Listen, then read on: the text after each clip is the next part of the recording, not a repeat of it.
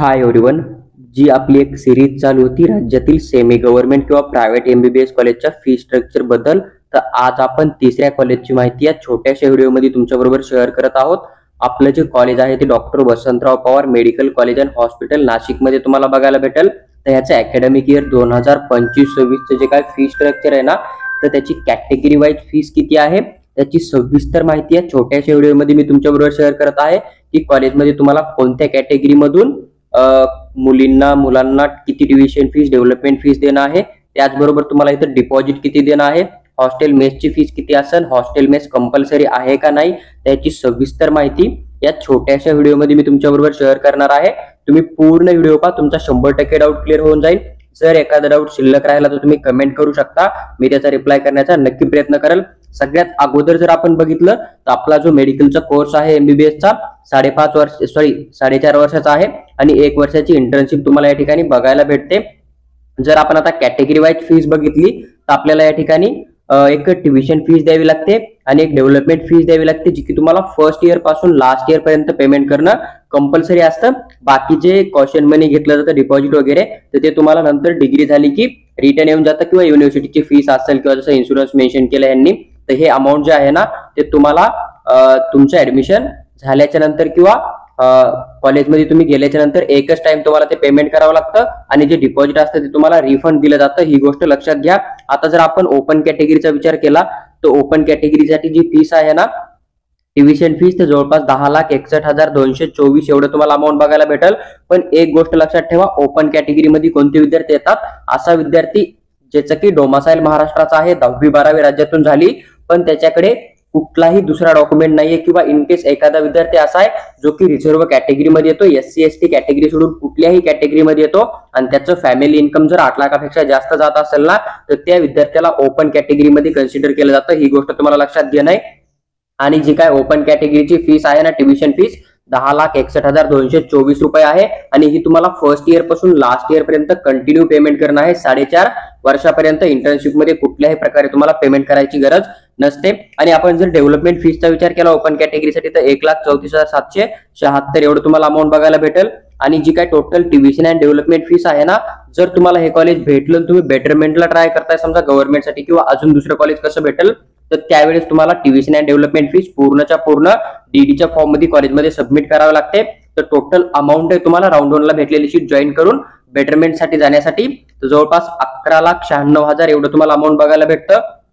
त्यानंतर सर्व कॅटेगरीसाठी एक डिपॉझिट घेतलं जातं जे की 50,000 रुपये तुमची डिग्री कंप्लीट होईल त्यावेळेस तुम्हाला रिफंड दिलं जातं. आता हे डिपॉझिट जनरल कॅटेगरीसाठी पण सेमच राहणार आहे आणि जो अदर रिझर्व्ह कॅटेगरी त्यांच्यासाठी पण सेम राहणार आहे. मग मुलगी असो मुलगा असो इन्कम किती असो काही फरक पडणार नाही, ही पण गोष्ट लक्षात ठेवा.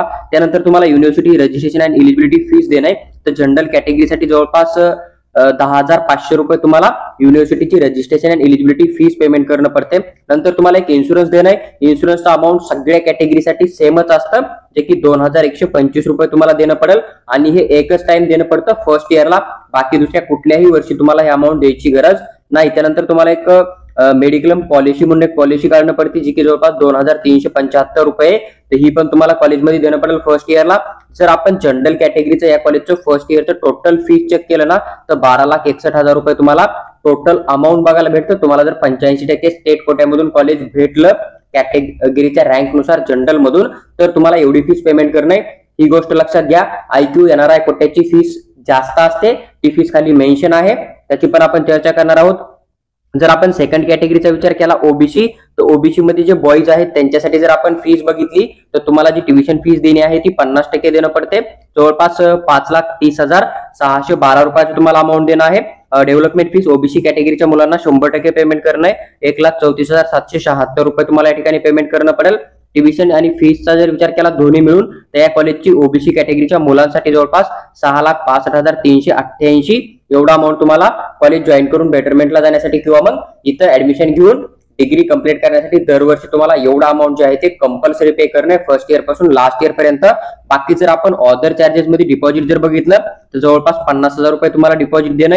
युनिव्हर्सिटीची फीस जर बघितली तर 3,200 रुपये तुम्हाला या ठिकाणी अमाऊंट पे करणं पडेल. आणि बाकी जे समजा तुमचं इन्शुरन्स वगैरे जे आहे ना किंवा पॉलिसी वगैरे तर त्याचा अमाऊंट सेम राहतं सर्व कॅटेगरीसाठी. जसं की या ठिकाणी 2,125 रुपये आणि 2,375 तुम्हाला सेम अमाऊंट या ठिकाणी पेमेंट करणे.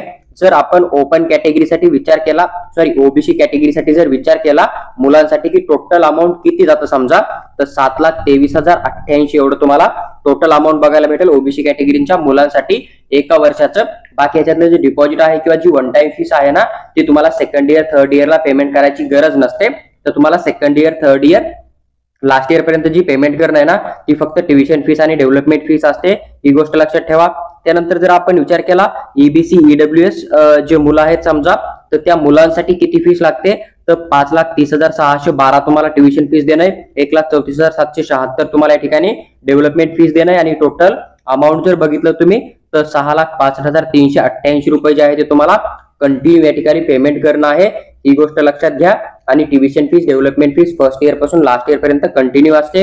नंतर तुम्हाला डिपॉझिट देणं आहे 50,000 रुपये जे की सगळ्या कॅटेगरीसाठी नियर बाय सेम राहतं. तुमची डिग्री कंप्लीट झाली की तुम्हाला कॉलेजचं डिपॉझिट रिफंड दिलं जातं.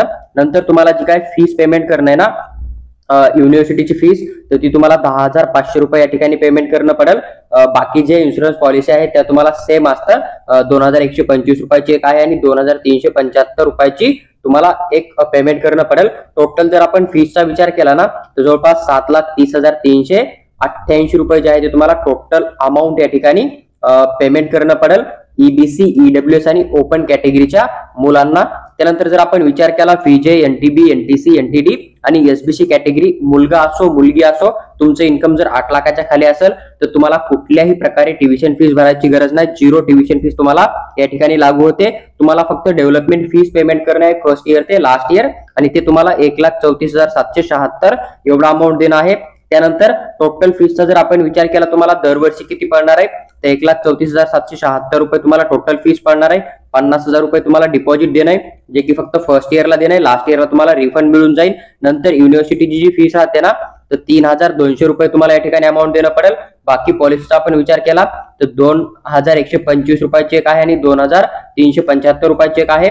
टोटल जर आपण अमाऊंट बघितलं फीचे NTB NTC NTD SBC category मुलगा असो मुलगी असो यांच्यासाठी तर जवळपास 1,92,476 एवढं तुम्हाला या ठिकाणी अमाऊंट जे आहे ते पेमेंट करणं पडेल. त्यानंतर जर आपण एससी एसटी कॅटेगरीचा विचार केला तर तुम्हाला ट्युशन फीस डेव्हलपमेंट फीस दोन्ही फीस एकदम 0 असतात. तुम्हाला कुठल्याही प्रकारे अमाऊंट पेमेंट करायची गरज नाहीये. म्हणजे तुम्हाला फर्स्ट इयर ते लास्ट इयर फक्त ऍडमिशन फॉर्मचे जे 1,500 रुपये आहे ना तेवढी फीस पेमेंट करणं आहे. आणि बाकीचे जे कॉलेज डिपॉझिट वगैरे जे राहील ना फर्स्ट इयरला तर एवढंच तुम्हाला देणं पडतं. बाकी तुम्हाला second year third year fourth year पर्यंत कुठलीही फीस द्यायची गरज नाहीये. 50,000 रुपये जे तुमचं डिपॉझिट आहे ना तर ते तुम्हाला सबमिट करणे लास्ट इयरला तुम्हाला रिफंड मिळून जाईल. युनिव्हर्सिटीची जी फीस राहते ना ती पण एकच वेळेस राहते 3,200 रुपये तुम्हाला या ठिकाणी पेमेंट करणं पडेल. ज्या काय तुमच्या ऑदर पॉलिसी आहेत समजा किंवा योजना आहेत ना त्यांची 2,125 चा एक अमाऊंट आहे, 2,375 चा एक अमाऊंट आहे, हे पण तुम्हाला देणं पडेल. तर एससी आणि एसटी कॅटेगरीचा मुलगा असो मुलगी असो तुमच्यासाठी या ठिकाणी जी फीस लागू होणार आहे ना ती जवळपास 57,700 रुपये तुम्हाला या ठिकाणी पेमेंट करणं आहे. आणि तुमच्यासाठी 8 लाखाचं इन्कम असा काही रूल नाहीये, ही पण गोष्ट तुम्हाला लक्षात घेणं आहे. त्यानंतर जर आपण विचार केला की ज्या मुली आहेत समजा ओबीसी कॅटेगरी मधल्या किंवा मग ईबीसी ईडब्ल्यूएस कॅटेगरी मधल्या मुली तर यांच्यासाठी जी फीस देणं आहे ना तर ती फीस ट्युशन फीस पूर्णपणे 0 आहे. तुम्हाला फक्त डेव्हलपमेंट फीस देणं आहे 1,34,776. फक्त ओबीसी कॅटेगरी मधल्या ज्या मुली आहेत आणि एसीबीसी कॅटेगरी मधल्या ज्या मुली आहेत ना तर त्यांच्यासाठी जी युनिव्हर्सिटीची फीस राहणार आहे ती 3,200 रुपये राहणार आहे. आणि बाकी ईबीसी आणि ईडब्ल्यूएस मधल्या ज्या मुली राहणार आहे ना त्यांच्यासाठी युनिव्हर्सिटीची फीस 10,500 रुपये राहणार आहे. तुम्हाला जर टोटल अमाऊंट बघितलं फर्स्ट इयर ते लास्ट इयर तर फक्त डेव्हलपमेंट फीस देणं पडतं जे की ओबीसी एसीबीसी ईडब्ल्यूएस आणि ईबीसी मुलींसाठी सेमच आहे. 1,34,776 रुपये तुम्हाला टोटल अमाऊंट पे करणं पडेल फर्स्ट इयर ते लास्ट इयर. आणि जर आपण टोटल फर्स्ट इयरचं फीस कॅल्क्युलेट केलं तर ओबीसी एसीबीसी मुलींना 1,92,476 एवढं तुम्हाला अमाऊंट देणं पडतं.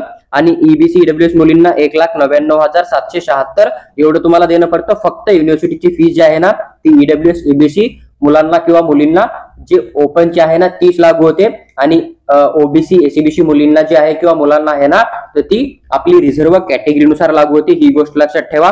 नंतर जर आपण आता विचार केला की आपण जर एनआरआय किंवा आयक्यू कोट्याची काउन्सिलिंग करतोय तर एनआरआय कोट्यामधून तुम्हाला जी फीस जाणार आहे ना तर टोटल जर आपण अमाऊंटचा विचार केला डायरेक्ट तर 61,25,350 रुपये तुम्हाला टोटल अमाऊंट पे करणं आहे. बाकी ट्युशन फीस वगैरे तुम्ही या ठिकाणी चेक करू शकता. डिपॉझिट सर्वांसाठी सेम राहतं, फक्त जर तुम्ही एनआरआय कोट्यामधून जाताय तर तुम्हाला या ठिकाणी 90,850 रुपये जे आहे ती युनिव्हर्सिटीची फीस देणं पडेल, जे की अमाऊंट तुम्हाला वेगळं बघायला भेटतं. आयक्यू कोट्यामधून तुम्हाला माहिती आहे जवळपास तुम्हाला 3 पटीने जास्त फीस द्यावी लागते, तर जवळपास 36,97,050 रुपये एवढं तुम्हाला अमाऊंट देणं आहे एका वर्षाचं फर्स्ट इयरला.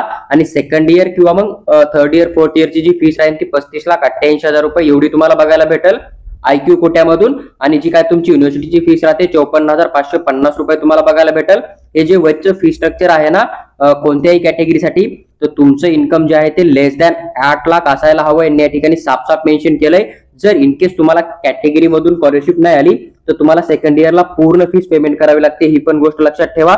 नंतर जे ओबीसी कॅटेगरीचे विद्यार्थी राहतील फीजे NTB NTC NTD SBC SEBC कॅटेगरीचे मुलं राहतील ना तर त्यांना एनसीएल नावाचं डॉक्युमेंट सबमिट करणं कंपल्सरी राहतं.